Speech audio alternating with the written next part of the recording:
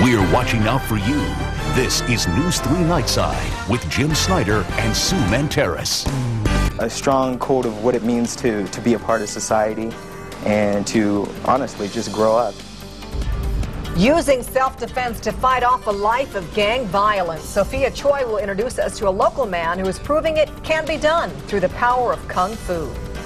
Tonight we have a story about a young man beating the odds and making a positive impact on his community. We all know Southern Nevada has a big gang problem, almost 300 known gangs, thousands of members. But as Sophia Choi shows us tonight, anyone can fight their way out of a life of crime, even if they were born into it.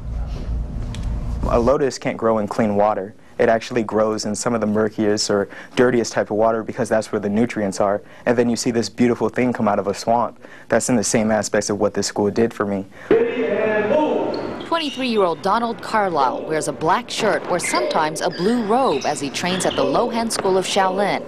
But when he was growing up in South Central LA, he only wore Bloods Red like his gang member parents.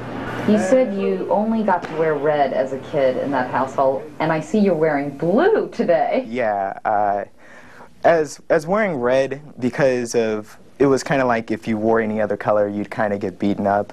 When I came here, I chose to switch from red to blue, and the reasoning behind that was kind of like me shuffling off the past. Whoa. Whoa. Donald's mother moved the family to Las Vegas in hopes of a better life. In high school, Donald started searching and literally followed his English teacher's figurative advice. She suggested that maybe I should go take a walk in the very metaphoric sense of spirituality, and I would know where I was when I got there. So after I took a walk for a period of time, I actually ended up walking about 2 or 3 miles.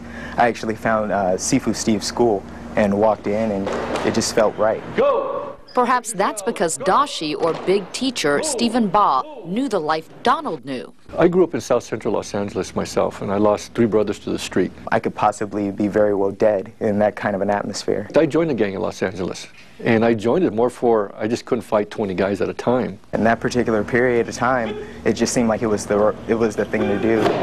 Through the physical training, the Shaolin School of Kung Fu gives a person emotional training. Once you get that emotion to the side, you can actually tell that person, this is our code of ethics, this is the way we act. How has this school changed your life?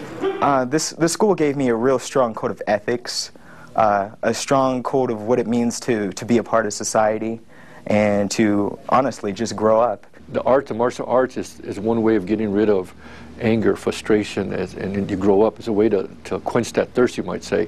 To actually stay there is where the sin is.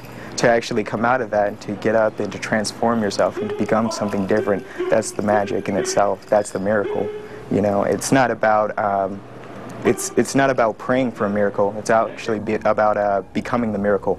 The Shaolin tradition requires Master Ba to take in every student who enters the school, even those who seem bad or those who can't afford to pay for it. Of the 200 students who are enrolled at the non-profit school, only about 80 pay for it. For Crunch Tracker 3, I'm Sophia Choi.